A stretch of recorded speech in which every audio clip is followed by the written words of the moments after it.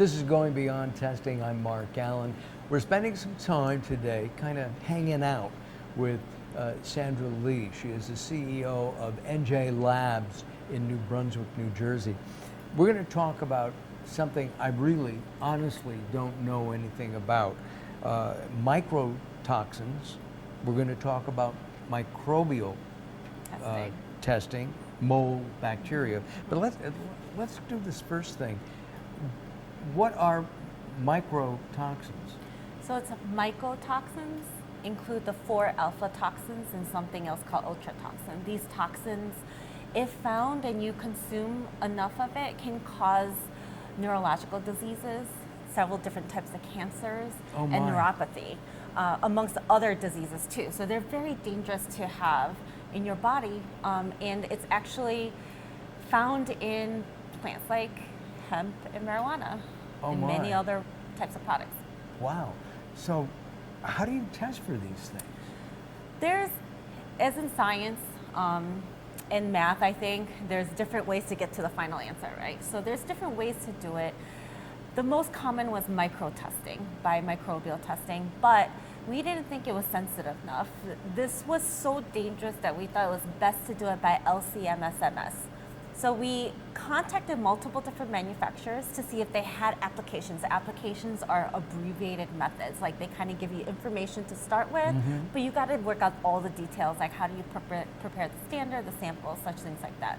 And then you optimize the little details that they give you. So what we did was we combined a few different applications, worked on a development, and validating the method. So what we did was we would purchase these standards. Now standards are used in a lot of testing to make sure that it's what you're looking for is appropriate. We compare your sample to the standard. You can never really just trust that the sample it is what it is, because that's why we test it, right? Just because the label says it doesn't mean that it can always, it's not adulterated or contaminated by other things. So we buy these reference standards and we develop the method on LC-MS. Now this technology is very advanced. We have very few people who know how to use it and went through intense training and still continue to learn on it as well. But what we did was we take the samples, like again, we went out to the market, went to a store and bought multiple different products, and we spike these mycotoxin standards, reference standards of known concentrations into the sample to see if we can see it. And if there's nothing in the sample, we have to have some type of reference to compare it to, right? So we developed this method where we do spike and recovery, and we went through a lot of ruggedness, precision, like if you did it once, second time, third time, and fourth time, all the way up to 6 or 12 different times, are we going to get the same results over and over again? Right, so we applied the same methods as we did for heavy metal testing for mycotoxins. Is that something that manufacturers, product developers need to be aware of? Is it common to have this, I mean, a mycotoxin, that's scary. It is very scary because it could come from a lot of different places. Microbial testing is also just as critical. They're very small little bugs that can wreak havoc in your life, you know, and it could become very dangerous to even have salmonella or pseudomonas or staph in your products to consume, right? And then you can get sick from it. So it's the same technology, same methodology that we apply as well in micro.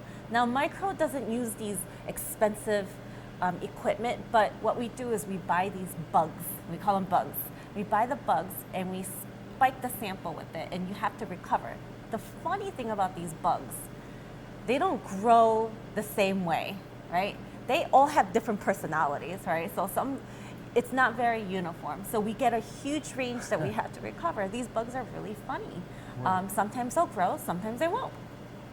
But that's why it's so important to have a good method that when you do test for it, it doesn't pass artificially or it doesn't fail artificially. You want to know when it passes, it truly passes, and if it fails, it really fails. I've asked this question before in subsequent, in earlier segments, other segments, and that is, can you test once and that's it? Or do you have to do that multiple times to make sure?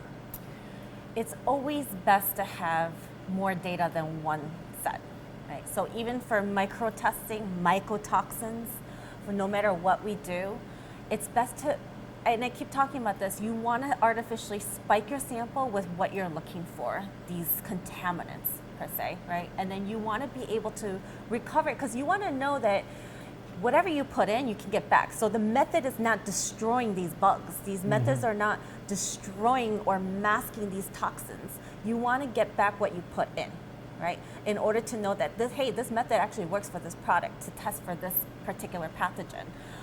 So same thing with micro. You want to be able to do all this, and there's a protocol. The manufacturer should always ask a laboratory for a protocol. They should always know, even if you don't understand it, you should know what you're paying for. You should know what the laboratory is going to do to your product and what you're looking for, and making sure, and ask questions. There are reports, there are protocols.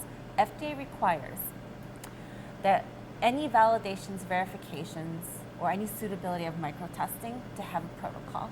You need to dictate what you are going to do on paper, and all the parties need to agree to it.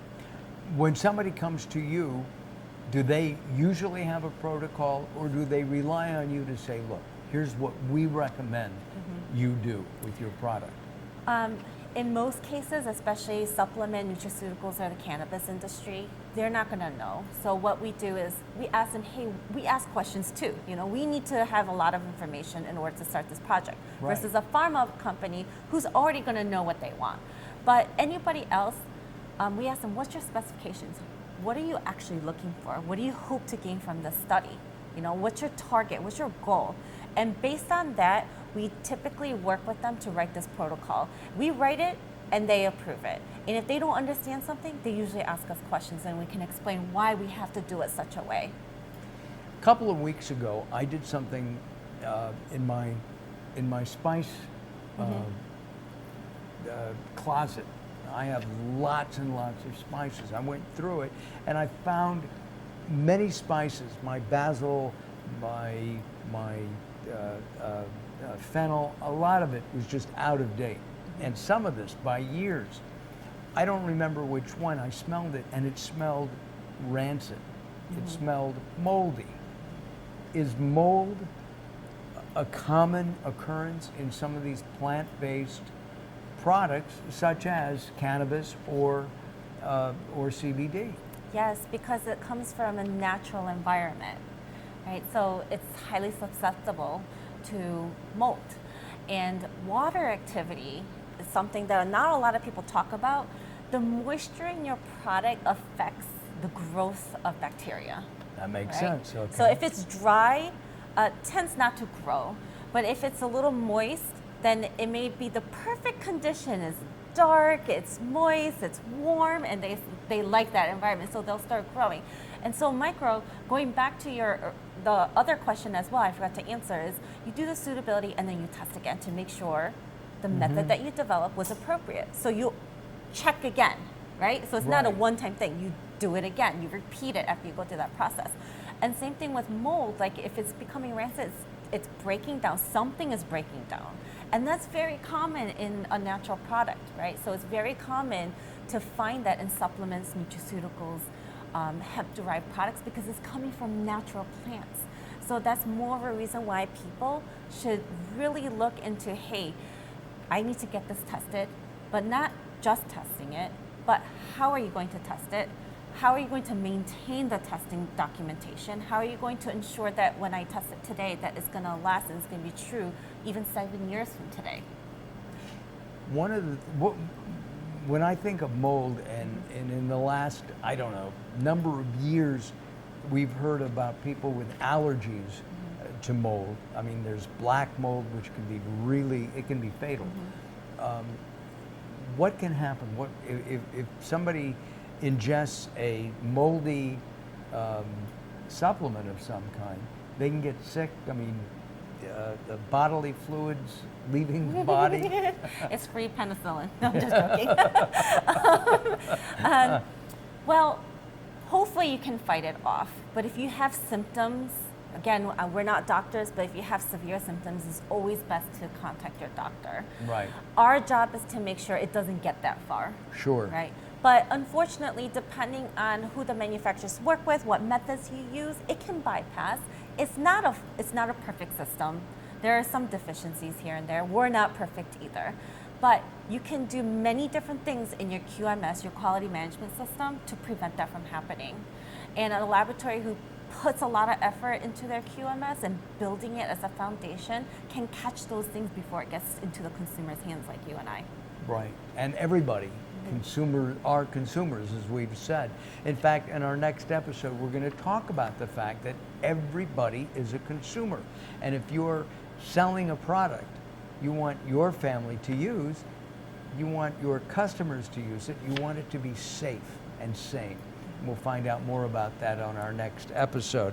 This is Going Beyond Testing. I'm Mark Alyn, along with the CEO of NJ Labs, Sandra Lee. If you would like some information, join us on our website. It's right here on our screen right now. And by the way, if you want to come and visit us, you're welcome, right? And Please don't come all at once, though. Oh, yeah, exactly. Do you know if other labs invite people to come in, or? I'm not sure. What we've experienced with other suppliers and people who sell us their reagents and standards and such, we ask them, can we come and audit you? And most of the time they say yes. Most of the time they have nothing to hide, and it's good for their business too, right? It's good for us if people come and see what we can do for themselves, right? There's only so much I can tell you. Until you see it for yourself, you're not going to believe it. And we invite clients, business to business, to come and see what we do, because if they do well, we also do well. And so we just want the best for our companies, and we want to find the right partnerships with different companies. And you don't want to find that somebody's doing testing in their garage. Yeah, that's true. That's a little scary. It is. All right, we'll see you on our next episode. Again, if you want some information, please visit us at our website, which is on the screen right now.